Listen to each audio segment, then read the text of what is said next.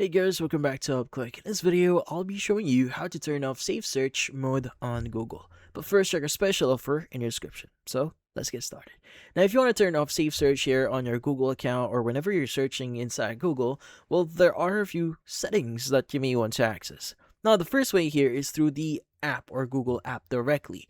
So, in this case, you want to open up the Google app here. So, let's go open up Google. And in here, what we need to do is you want to go ahead and click on your profile icon at the top right of your screen.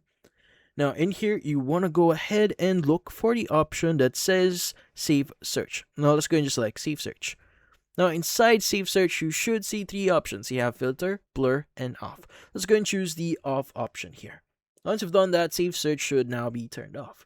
But just in case you don't want to do this directly from the Google app, well, you could actually do this via your browser as well. So what you need to do is you want to go ahead and just go ahead and type in google.com on your browser, and you want to go to the very bottom of the Google website. Go and click on settings at the bottom of your screen and just choose the search settings at the very top. Once you've done that, you should see safe search also available there. You can go and select that and basically turn it off. Same thing that we did before. But in this case, that's about it.